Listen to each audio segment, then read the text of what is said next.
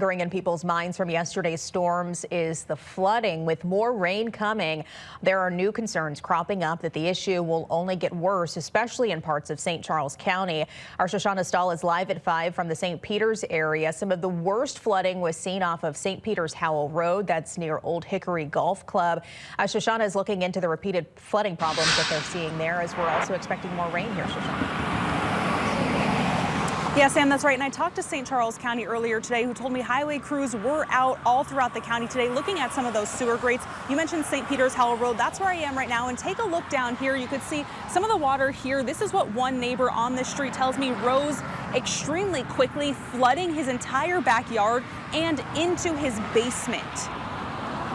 We have a swimming pool in our basement. James Harris is dealing with about 4 feet of water in his basement from Wednesday's storms, and it's destroyed family heirlooms, a washer dryer, and music equipment. Our whole life is underwater. In this video, you can even see a fish swimming in the water at his home. And nearly a year ago, Harris's home on St. Peters Howell Road flooded. He says he's still fighting with insurance to get that damage covered. We can't just afford just to constantly move or constantly having to repair or constantly having to go through mental distress to try to save our stuff. Sam Davison lives a few blocks away. He says the sewer systems aren't able to handle that much rain. I've been here 35 years. I've never seen rain come down like that. He's the president of his homeowners association and says all day people have been calling, wondering what can be done. The builders 40 years ago that placed these homes, I don't think they expected water like that to come down.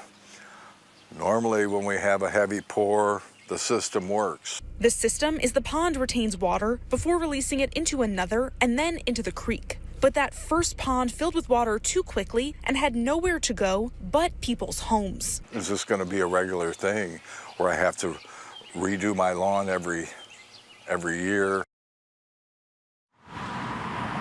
So what's to be done here? We have learned that St. Charles County is doing a study that should be done by the end of the year, looking at how to mitigate some of that flood impact to homes here in the area. We also know that there's been a proposal for a special fund to improve infrastructure for drainage. Live in St. Charles County, Shoshana Stahl, First Alert 4. All right, Shoshana, thank you.